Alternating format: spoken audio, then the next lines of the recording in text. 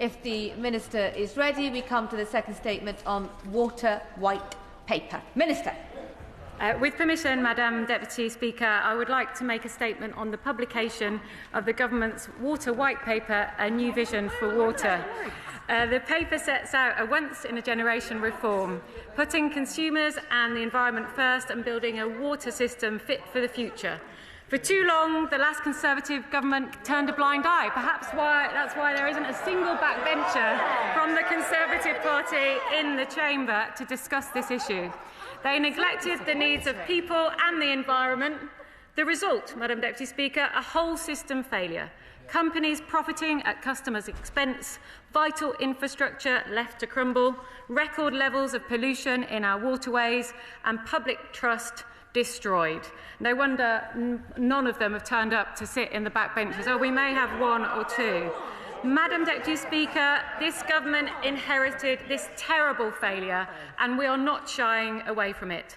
Every family in this country deserves clean water from their taps, seas safe for their children to swim in, and bills that are fair and affordable. This government is turning the page on that Tory failure.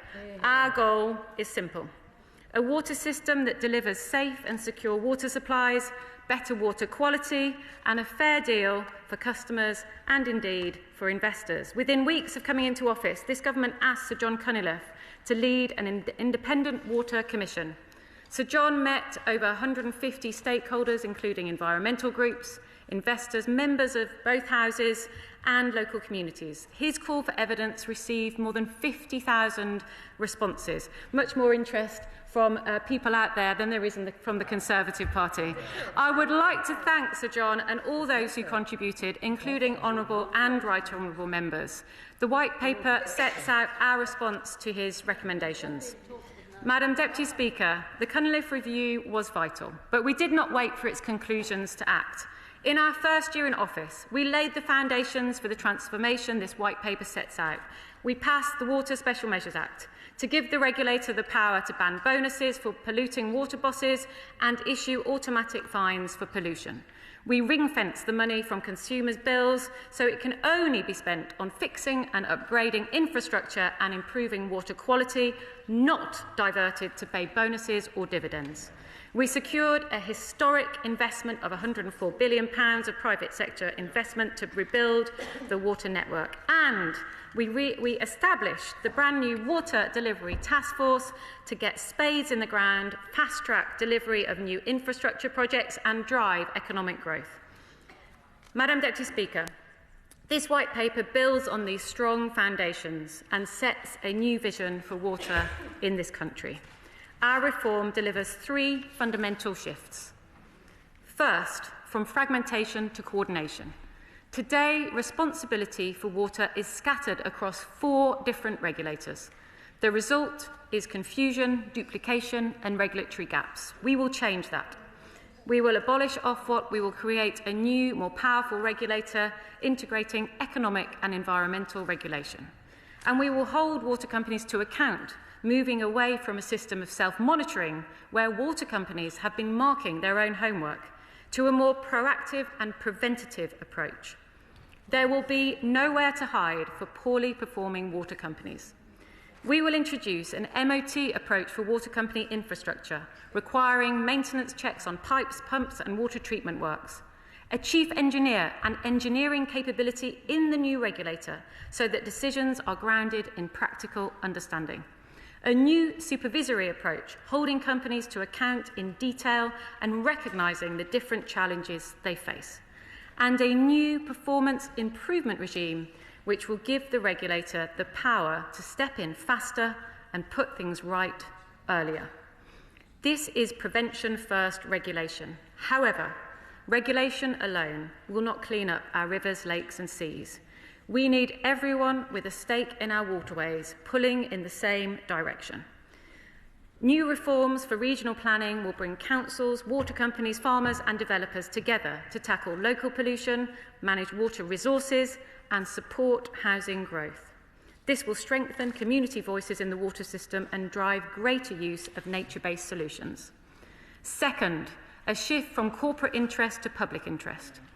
We must never lose sight of who this reform is for: customers and the environment. We will introduce an independent water ombudsman to resolve consumer disputes fairly.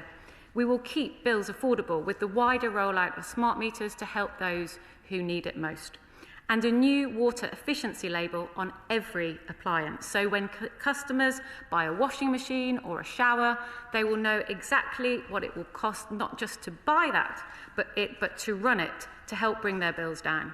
We are also cracking down on pollution at its source. We will tighten agricultural standards, including on sludge spreading.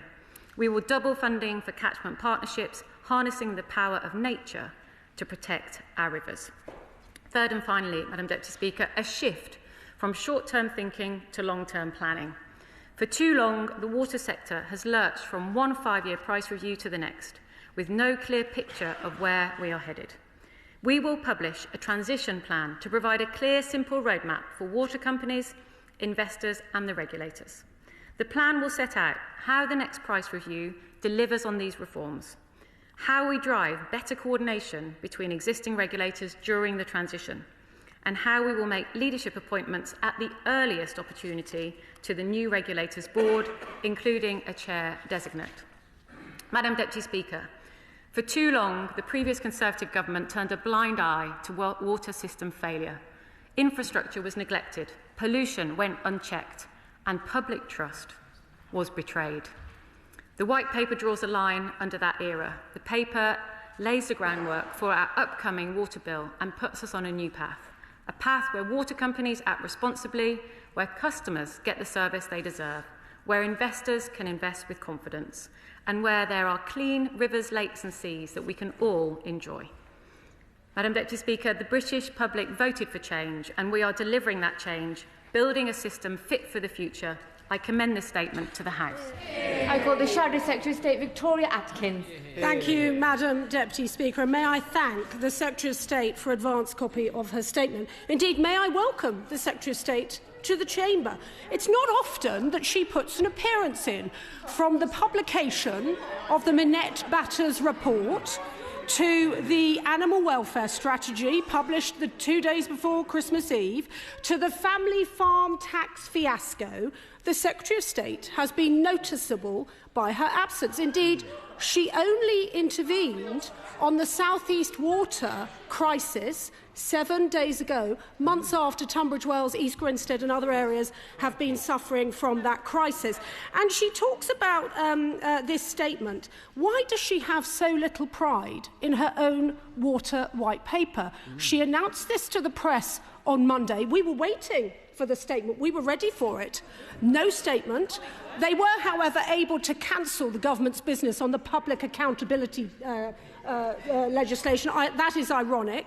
We were waiting for a statement yesterday, no statement, and today she has finally given a statement on this white paper because there was an urgent question. And so when it comes to scrutiny and accountability, I think the Secretary of State should be a little bit careful before she criticises others for their chamber presence. Now, that being said, Madam Deputy Speaker, we do welcome, cautiously, elements of these proposals. Indeed, many of the measures the government have taken on water match our plans from before the 2024 election.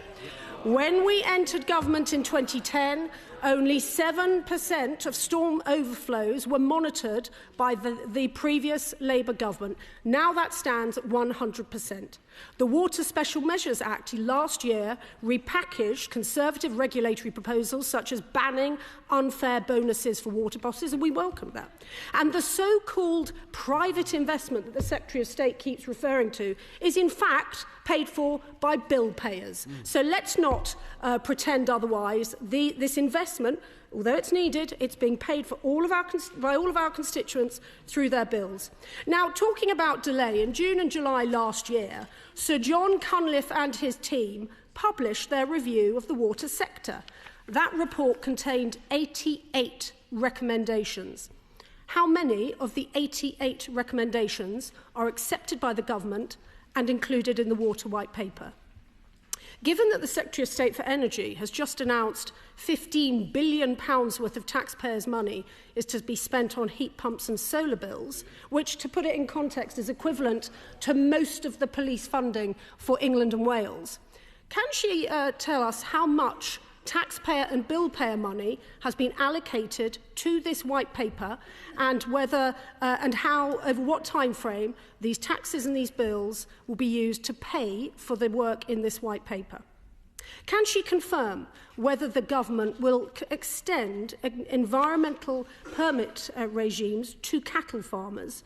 And if so, how does she intend to ensure that the beef sector, which is already being hit by higher taxes under this government, the abrupt halt of farm funding, which has not been replaced, and the family farm tax fiasco, can she tell us how she hopes to ensure that the beef sector is not sunk by thousands of pounds worth of extra costs each year?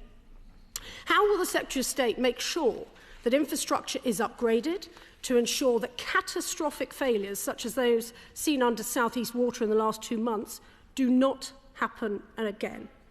And a glaring gap in the government's rhetoric on water is conserving and ensuring water security. That means improving supply. How and when will the government improve water security? Now, given the Minister's habits of missing their own deadlines, can she give an ironclad commitment that the transition plan will be published in parliamentary time this year? How long will the transition take? People expect change in the water sector and are beginning to tire of the sloth-like way in which this government conducts itself. The opposition fully support efforts by the government to hold water companies to account, building on the work of the last Conservative government to improve water quality and to deliver meaningful reform of the sector. We just need the government to get on with it. Oh my gosh. Well, I can say to the Right Honourable Lady, I will not take any lectures from the Conservative Party. Not only do they can't be bothered to turn up for this statement, which shows an absolute disregard for the concerns of the public, who are very concerned about the levels of pollution in our waterways. I will answer her questions. We have done more in 18 months than they did in 14 years, so I will not take any lectures from her. I am proud of our Water White Paper. I am proud that my predecessor commissioned somebody of the stature of Sir John Cunliffe and appointed the Independent Water Commission to do the most fundamental review of our water system since privatisation that happened under their Thatcher government. She asked how many recommendations we are taking forward. The vast majority of recommendations we are taking forward, and more, because we are looking at agricultural pollution, which we didn't ask Sir John to look at, but the Water White Paper does talk about tackling agricultural pollution, and I'm not going to shy away from that. We are working in partnership with farmers, the NFU and others, because it is an important source of water pollution. I will not again take lectures from her about the ELMS programme. When they underspent the farming budget, they couldn't even bother to get the money out the door. She asked about infrastructure being upgraded. The White Paper introduces a system that moves away from water companies marking their own homework to a regulator with teeth that absolutely gets a grip on the delivery of that £104 billion investment in infrastructure. And under their government, the pipes and the pumps, they were left in a shocking state of disrepair because there was not the regulation and the strong regulator that we need. That's what this Water White Paper and the upcoming water bill will deliver. She talks about improving water supply. It's absolutely correct. Maybe we can agree on something, that we have seen very poor performance from South East Water in recent weeks. And I was there last week to meet with constituents of the Honourable Member for Tunbridge Wells. She said, should I have gone earlier? Did she bother to go? well, listen, this is a privatised industry because of decisions made in 1989. I called on the regulator, Ofwat, to examine the licence conditions and whether they had been breached by South East Water. I don't remember her saying any such thing. I have also said that I've hauled in the chair of South East Water to ask for an urgent investigation of what happened last week and the week before, but also for 2 weeks before Christmas. So, Madam Deputy Speaker, this water white paper is the most ambitious reform in a generation to our water system, severely needed because of the blind eye that they took when they were in government and the record levels of pollution in our waterways. Newbury. Thank you, Madam Deputy Speaker. I very much welcome this white paper because right across the country, customers have been failed by their water company, but all too often, when turning to Ofwat for support and to hold executives to account, they've been met with bureaucracy and a weak response. So would the Secretary of State confirm that the creation of a new combined, powerful water ombudsman set out in this white paper will finally give customers a route to resolve complaints quickly when companies fail to deliver this most basic of public services? Secretary of State. Well, I agree with my honourable friend, and that is the reason that the main focus of our reforms is to create a single, more powerful, integrated regulator, because at the moment, as I said in my statement, we have duplication, but we also have gaps, and we have consumers that are not being served well. So we need a regulator that gets a grip on the investment in maintaining our water infrastructure, that gets a grip on bearing down on pollution incidents that we've already made a start on, but the new regulator will have more teeth and more power to do so. So he's absolutely right to say that we need that single regulator, that more powerful integrated regulator, to ensure we deliver better outcomes for consumers and the environment. Liberal Democrat spokesperson Sarah Dyke. Thank you, Madam Deputy Speaker. Whilst some proposals of this white paper are welcome, it doesn't go far enough to guarantee the promised fundamental reforms. Record sewage spills of over 45,000 hours were recorded in Glastonbury and Somerton last year. The public are left in the dark as the government refuses to record the true scale of the volume of sewage dumped, rather than just the duration. Fat cat retention payments continue as water companies evade the 2025 ban on bonuses. Former Wessex Water CEO landed a £170,000 bonus through their parent company, YTL, with Ofwat apparently powerless to support it. So, Madam Deputy Speaker, why does the government refuse to address the failed ownership model that has allowed pollution, underinvestment and profiteering to persist for decades? And will the Minister listen to Liberal Democrat calls for water companies to become mutually owned public benefit corporations? I thank her for, I think, some support for the white paper and what she has said. I think we both share real concerns about the status quo. What I would say to her on mutual ownership is that I don't really hear a plan from the Liberal Democrats as to how to get to that point. Hear me out. If it involves whole-scale nationalisation, given that these are private companies, then that would cost around £100 billion and would be legally complex and take years of wrangling through the courts. My focus is on improving the status quo, on ensuring that we are tackling levels of pollution, which she rightly says are still happening. We've already got now, from January last year, 100% of storm overflows are being monitored. So we are shining a light on some of this pollution. We've still got a way to go, but we are bearing down on the pollution that she rightly talks about. But my solution to this crisis and this issue is to make sure that we have a complete overhaul of regulation, of the regulators, and the way that consumers are not at the moment put at the centre of things. So we protect the consumer in a much more meaningful way by introducing a water ombudsman with statutory powers. So we are making some progress, and we will make more. And I know that her and I agree on some things. We may disagree on some of the details, but we're absolutely determined to deliver a system that delivers better outcomes for consumers and the environment. Helena Dollimore.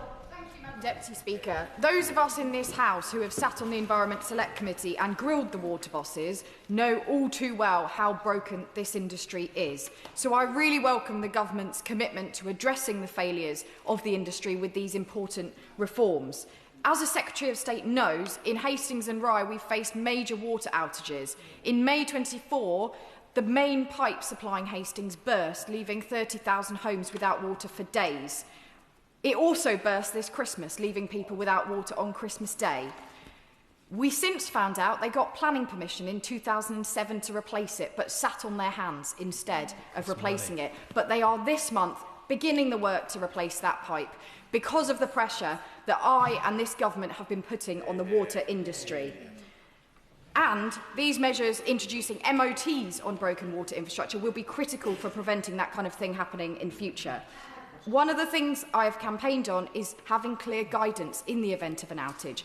Conditions that water companies must provide, not just bottled water, but hygiene facilities, portaloos, and the committee has also recommended that. So could the Secretary of State look at that request so that we can be better prepared if outages do occur? Secretary of State. Can I commend her leadership on this issue? I know on Christmas Eve she was putting pressure on Southern Water. She was concerned about the outages that happened previously, but also that were likely to occur.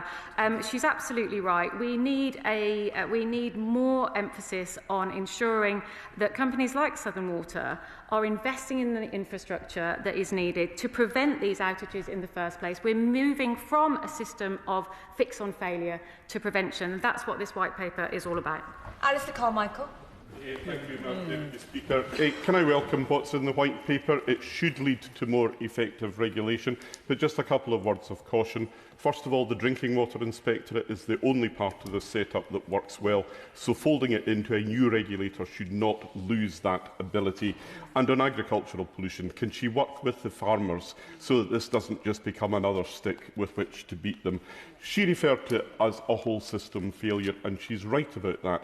She will have seen from her recent welcome engagement with South East Water, however, that what you've got there is corporate failure, not just of management, but of non-exec directors and shareholders, because, as the Select Committee said, this is an industry that has a real problem with its culture.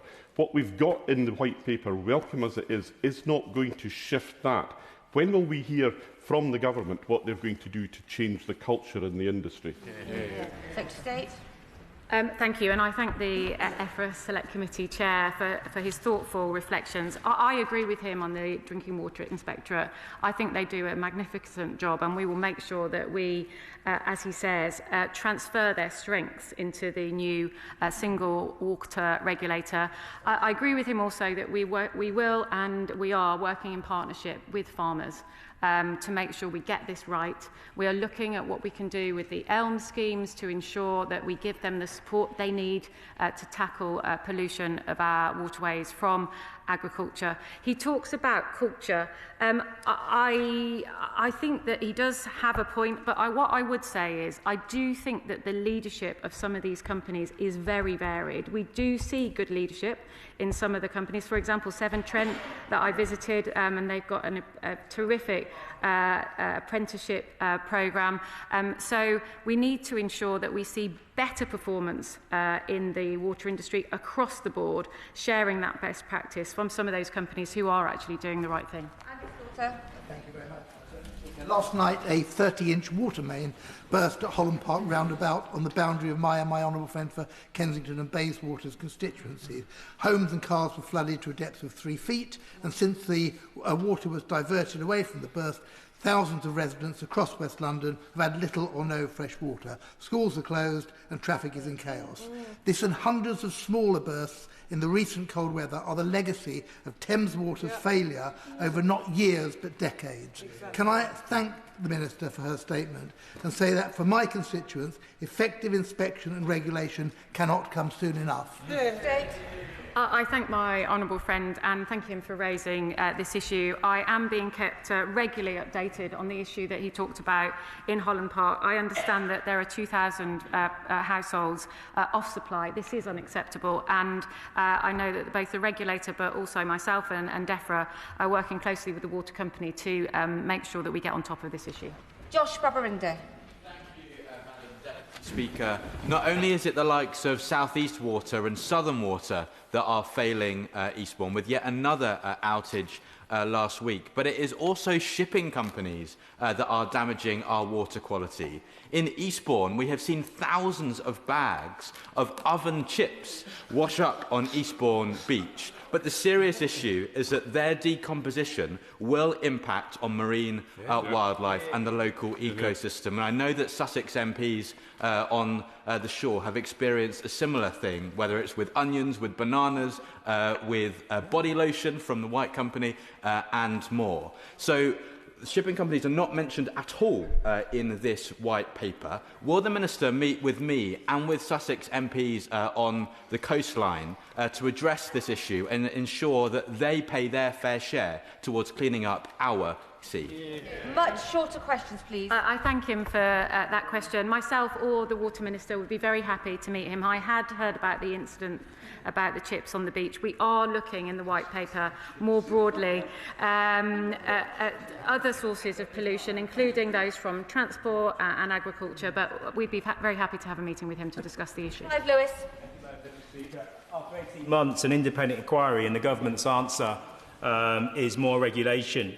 Not enforcing the law as it is. Not one water company has lost its licence after what it's done.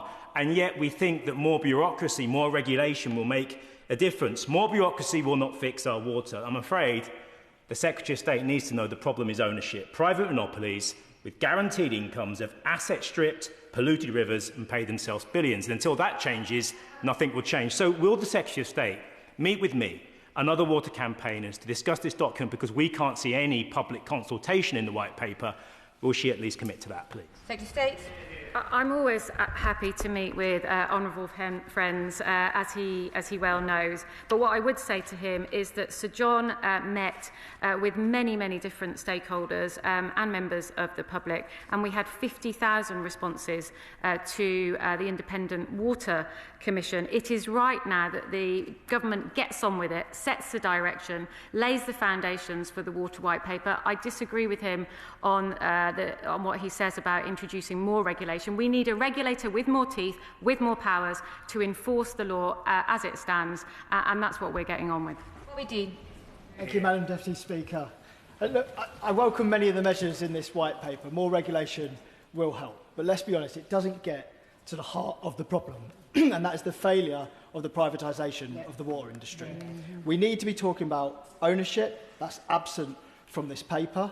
And I've heard the conversations in this chamber already today about nationalisation. I agree with the Minister. There will be some drawbacks to a model of nationalisation. It will put substantial liabilities on the book, and it will put sewage infrastructure investment up against investment in schools and hospitals in every budget. But there is another model that the Liberal Democrats are putting forward of cooperative or mutualisation models. Will the Minister take that model into serious consideration? This is a government that cares deeply about mutuals, and we have pledged overall to double the number of mutuals. I don't have a problem with mutual ownership. The problem I have is the Liberal Democrats have no plan to get there. James Asser. My constituents are not receiving the service they deserve, many of them facing real issues over water pressure, which is intermediate, unreliable and some days non-existent. It's even being raised with me by primary school children when I'm on school visits. Can the Secretary of State reassure my constituents that the white paper will begin to force the water companies to take action on these day-to-day issues that really affect people's lives, and if they don't, that the regulator will give weight to those complaints and have the kind of teeth that forces them to act so my constituents get the service they deserve and frankly are already paying for? Secretary of State. Yes, indeed. And the new water regulator, when we're able to legislate for that and set it up, will indeed look at issues that are, and put consumers at the heart of what they're doing. Cameron Thomas. Thank you, Madam Deputy Speaker. I was supposed to meet with Severn Trent at a local treatment works in my constituency in December. It was cancelled at short notice after heavy rainfall. They said they didn't want me to get my feet wet. I smell a cover-up. The government's well-intentioned white paper is doomed to fail, though, if they don't mandate water companies to measure their sewage outflows by volume. Is the government going to do that or not? Well, I thank him for his question. We are absolutely determined to ensure that we bear down on pollution, but we are looking more at the number of incidents and ensuring that we have a better picture of the coverage of storm overflows. So we've got 100% coverage from January last year. We're looking to increase the amounts of coverage for emergency overflows. And the white paper as a whole will ensure that the new, more powerful regulator has the teeth and the powers to crack down on pollution and shine a light on the pollution incidents so that there is nowhere to hide for the illegal use of some of these overflows that we've seen in the past. Thank you, Madam Deputy Speaker, and I thank the Secretary of State for this white paper, and I concur with some of the comments from many colleagues. I attended a community meeting last week on Kennington Park Estate in my constituency, hearing from residents from Blythe, Alveston and Lockwood House. Many of them hadn't had water since Christmas. We have a situation where it fell on a housing association, and I do want to pay credit to Hyde Housing for responding and providing water to many residents, many of them with children, many elderly, many residents with mobility issues. We have a situation where Thames Water think it is not their job to inform councils and housing associations when they are going to lower the pressure on their estates when they're doing works. Can we please ensure that this new regulator will actually have the right teeth to go after these regulators, because all fines, all warnings, they ignore everything. This regulator needs to have teeth. If not, it's going to be a slap in the face to all our hard-working constituents. I can promise her that that's exactly what we're going to deliver, a new, more powerful regulator with teeth, but I am concerned about the incident that she described, so myself or the Water Minister would be happy to meet with her to discuss it. Carla Lockhart. Madam Deputy Speaker, I broadly welcome the White Paper and its evidence-based recognition that sewage and wastewater failures are central to poor water quality, rather than defaulting to blaming agriculture. That approach is entirely absent in Northern Ireland, where the Agriculture Minister, Mr Muir, is advancing an extreme one-sided environmental agenda in the form of a nutrients action plan and blaming farmers alone, whilst Northern Ireland Water pumps over 20 million tonnes of sewage into rivers and lochs each year.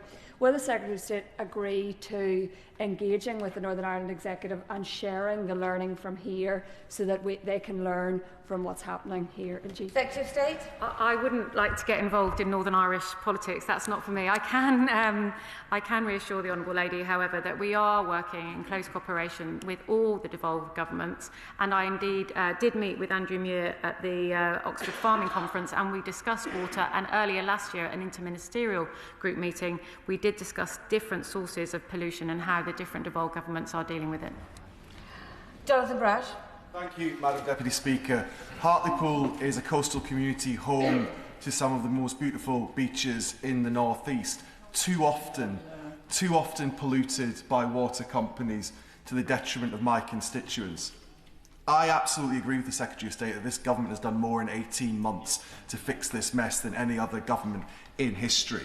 But does she agree with me that once we have forced these failed water companies to get their house in order and to clean up our waters, we should get them out of the ownership of foreign nationals, out of the ownership of hedge funds, out of the ownership of private equity, and reverse the worst privatisation in British history? I thank him for that question. I would like to see longer-term investors, such as pension funds, I am a former pension minister, being more attracted into investing in the water system. But that's why we need a more stable, long-term regulatory approach to get some of those more of those investors involved. I met with the Maple 8 when I was in Toronto last year, and there is great interest in investing in our water system, but we've got to get the regulatory system right first. Thank you very much, Madam Deputy Speaker. I'm lucky enough to represent the constituency of Hazelgrove, and we've got the junction of the Macclesfield and Peak Forest canals. And my constituents really value our canals because they're green veins throughout our area, but also they are a link to our industrial heritage. They're really concerned, though, about the sustainability of funding for our canal network, given what's happened recently with the breach at Whitchurch and a few years ago at the Toddbrook Reservoir. The Secretary of State will know the role of the CRT when it comes to water management. They look after 74 reservoirs nationally. She will also know that the ownership model means they can't pass on the uplifting costs to customers in the way that water companies do. Could the Secretary of State meet with me to talk about the funding given to CRT to make sure that our canal network is sustainable for the future and we treat it as the asset that it is and not a liability to be managed? Thank you for a question. I know Whitchurch quite well, actually. From I grew up not too far away. I'd happily, the Water Minister or I would happily meet her to discuss that. Thank you. Mohammed Yassin. I welcome the government's action to reform water regulation after years of neglect, during which my constituents have endured leaks, outages and sewage pollution for far too long. So can the Secretary of State confirm that the new independent water ombudsman will deliver swift, binding redress for consumers, and that it will be fully operational in time to oversee the 2029 price review, which will set out households' bills and company investment plans through to 2035? We will set that water ombudsman up. We need the primary legislation to do that, but it will have statutory powers and it will be able to take forward the consumer complaints and disputes that he talked about. Thank you. Liz Saville-Roberts. And I would say to the Minister, cofiwch Llywelyn, because water has always been political in Wales. The White Paper suggests the UK Government may finally devolve additional powers over water to Welsh Government. Now, considering this could have happened years ago under Section 48 of the 2017 Wales Act, which was delayed, incredibly, at the request of Labour Welsh Government, can she now set a timeline for when the people of Wales will have power over our own water? Well, as you'll know, that there is already a big degree of devolution, and we work very closely with the Welsh Government. I saw the Deputy First Minister recently. We discussed the Water White Paper that we are publishing today, but also the Green Paper that the Welsh Government is bringing forward in the next few weeks. We are working in lockstep with them. We are aligning our approaches, and we have to do that because, as she says, there are some real cross-border problems that go on that border, and lots of people who live and are affected on either side of the border. Absa Mohammed. Madam Deputy Speaker, the Chief Executive of Yorkshire Water said her bonus may feel like a lot of money and that she gets paid what the board decide she ought to be paid. 1.5 million through an offshore company feels like a lot of money because it is a lot of money. She was rewarded for failure, and as my constituency still deals with burst water pipes, it feels that her board decides she should be rewarded for failure. Will the Secretary of State confirm that the new Water Ombudsman will enforce and prevent these hidden bonuses from being given? And will she also confirm whether infrastructure development will not just end up in higher bills for customers? This will be an issue for the new regulator rather than the Ombudsman. I do thank her for her question. As a result of the Water Special Measures Act, 10 water bosses last year were denied £4 million in bonuses, but there is still more to do. I urge companies to respect the spirit as well as the letter of the law, and Ofwat is considering further action to hold these companies to account. Alison Bennett. Thank you, Madam Deputy Speaker, and I thank the Secretary of State for her statement in which she talks about new reforms to regional planning supporting housing growth. Right across the South East we have both very high housing targets but a totally unreliable freshwater system, as I know the Secretary of State has experienced herself when she visited Tunbridge Wells recently. So my question is, how can these two things be realised when fundamentally, as she puts it, we're dealing with whole system failure? Well, we do think these two objectives can be realised because there are far too many people in their 20s and 30s who are denied the dream of home ownership because of the failure of the previous government to build the homes that we need. But we've also seen a failure to build reservoirs and to maintain the infrastructure that we had in the first place. We haven't built a reservoir in this country for 30 years, which is, and I'm glad that there are now plans to build 9 reservoirs. We need that water supply. She's right, we need that water supply in order to underpin the growth that we need in our housing as well. Catherine Atkinson. Thank you, Madam Speaker. I've seen firsthand the brilliant work that the volunteers with the Earl of Harrington Angling Club and the Midland Canoe Club do to test water quality and clear up and look after our waterways, including our beautiful River Derwent. How will the action that this government is taking ensure that river pollution and sewage is tackled, not left to volunteers to clear up, while also bringing down water bills? Thank her for that question, and I pay tribute to the volunteers that she talks about. The new regulator will take a more supervisory approach to water companies. We will look at pre-pipe solutions, reducing the volume of rainwater and pollutants entering the sewage system in the first place, trying to move from a system where we are fixing on failure to prevention. I think that is the right way to ensure that we clean up our waterways in the way she suggests. Dr Ellie Chowns. Thank you, Madam Deputy Speaker. The Office for Environmental Protection, in its progress report last week, said, and I quote, that the government has made it a priority to clean up our rivers, lakes and seas, but there is a lack of coherent, detailed delivery plans to address all major pressures, especially agricultural water pollution. Agriculture is the source of 40% at least of water pollution, and yet seems to merit only one page in this white paper. In my constituency, it's 70% of the issue. I'll ask the Secretary of State the same question that the Prime Minister dodged earlier. Why on earth does it not have adequate attention here? Will she work with farmers to support river-friendly farming methods? And will she meet with me and MPs across the House in the Wye catchment to address how we can tackle this major problem? I agree with her that the water pollution that we see in the River Wye is completely unacceptable. That's why we're working closely with the Welsh Government for example, with the £1 million research grant to look at what are the sources of pollution affecting the River Wye. And also we're doubling the funding for the Environment Agency to inspect farms so that we've got a clearer picture and we can enforce better the regulations that we're already having and streamlining those regulations so that farmers can comply with them. But she is right.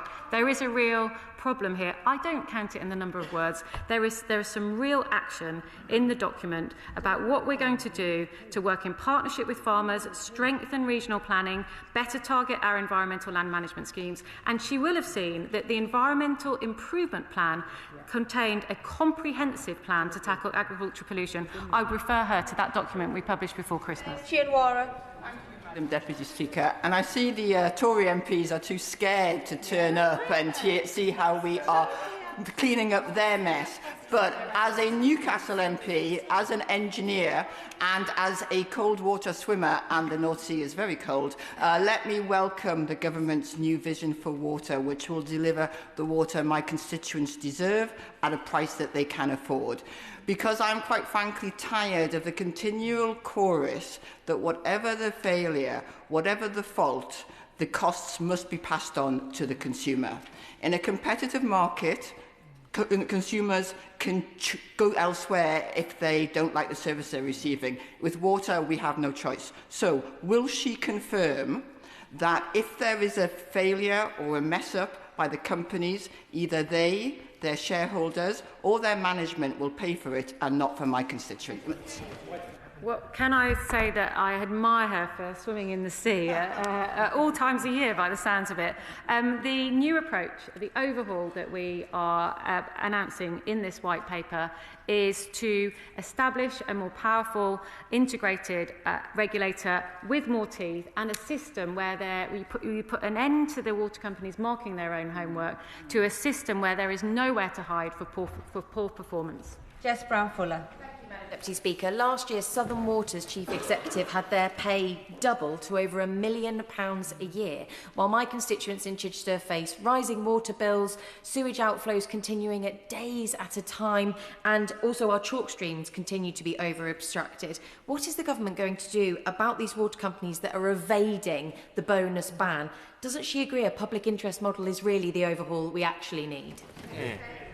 Well, as I said, we have already blocked 10 company bosses from taking £4 million worth in bonuses, and I'm urging them to respect both the spirit and the letter of the law, and that Ofwat are considering further action to hold these companies to account. Steve Race. Speaker, this is the second major programme of business we've seen in this Parliament, which really does show that this government is getting on with cleaning up our rivers and sorting out the water sector. That'll be very, very welcome in Exeter when the River Exe has borne the brunt of agricultural runoff and of pollution over the last few years. We're also home in Exeter to the Centre for Resilience and Environment, Waste and Water, and it works with partners to explore some of the new challenges that come up, including better upstream water management, management, microplastics and pollutants. And I wonder what the Minister would say about making sure that all water companies work in partnership, looking at innovative solutions to some of the bigger water challenges that we face, and also would she visit to see the fantastic work that they do?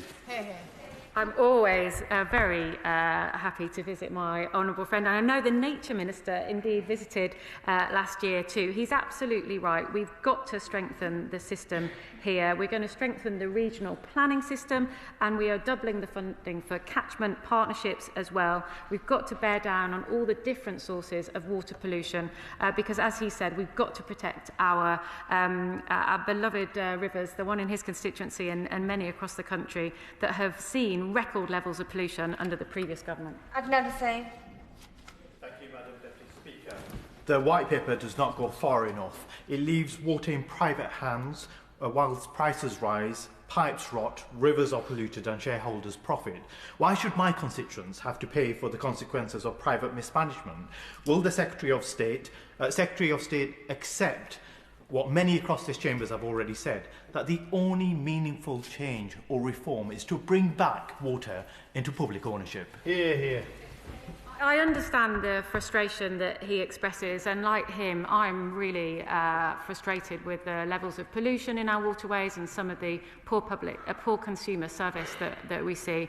I don't think the right answer is to embark on a hugely expensive and legally complicated issue of nationalisation. I don't think that is the answer, because it would detract from the good work that we're doing to get a grip of the regulation, to set up a new regulator. He may think that's the right answer. The question is, where does the money come from? Does he want less spending on schools and hospitals as a result? Anna Dixon. Thank you, Madam Deputy Speaker. There's much to welcome in the White Paper: the MOT of assets, the increase in funding for community and catchment partnerships, and communities having a greater say in regional planning. But my Shipley constituents have been let down by Yorkshire Water over many decades by their blatant profiteering at the expense of customers, leveraging debts of some £6.2 billion. I may have missed it, but would the Secretary of State please assure me that the regulator will have powers to step in when companies like Yorkshire Water and their owners, more importantly Kelder Holding, persistently fail customers of Yorkshire Water? Can I thank my honourable friend for her interest and indeed in her submission to the Independent Water Commission on the issue of financial management of our water companies. As we set out in the White Paper, the new regulator will have the power to step in and ensure that unmanageable levels of debt are not taken by water companies, because we have seen some very poor financial dealings in the past, and that has led to some very poor performance and poor maintenance of water assets. Martin Wrigley. Madam Deputy Speaker, I welcome the White Paper and a more effective regulator. That's really good. I am, however, concerned by the lack of urgency on clean water supply capacity. The report talks of 5 billion litres a day shortage by 2050.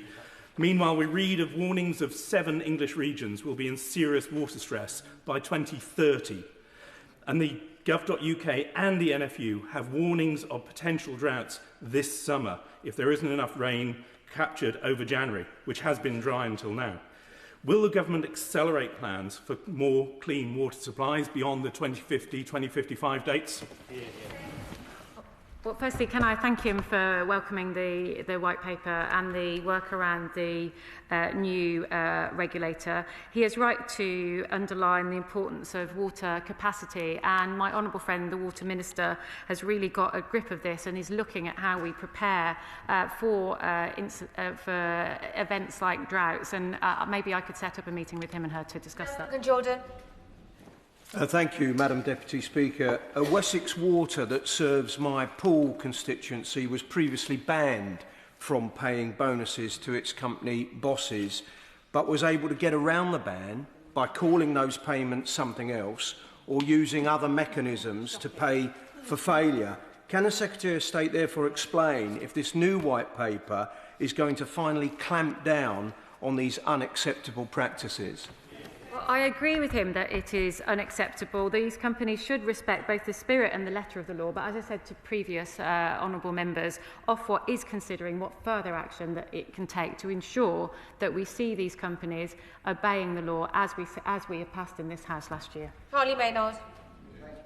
Speaker, I welcome the White Paper and thank the Secretary of State and her team for the work, and I'm keen to understand how this will work in practice. As the Secretary of State will know, Thames Water, the largest equity shareholder, wrote down its equity shareholding to zero in May 2024.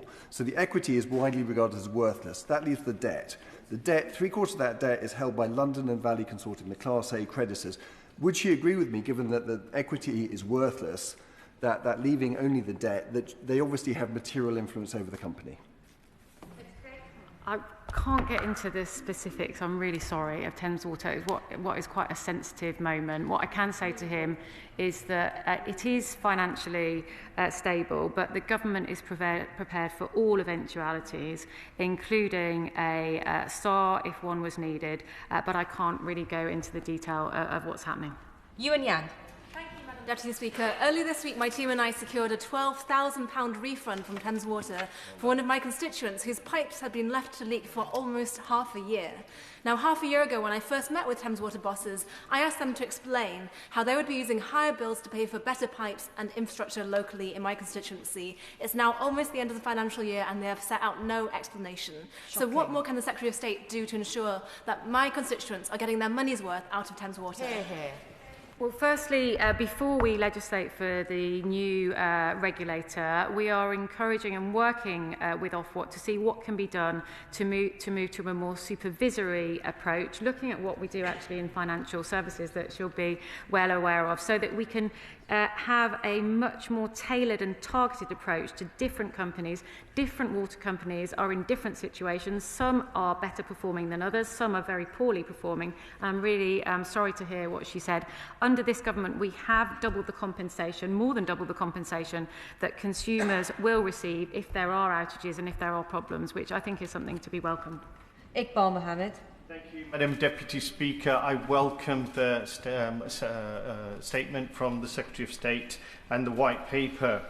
£7.6 billion have gone from my constituents' pockets in Dewsbury and Batley and all the other customers of Yorkshire Water into shareholders' pockets in the form of dividends.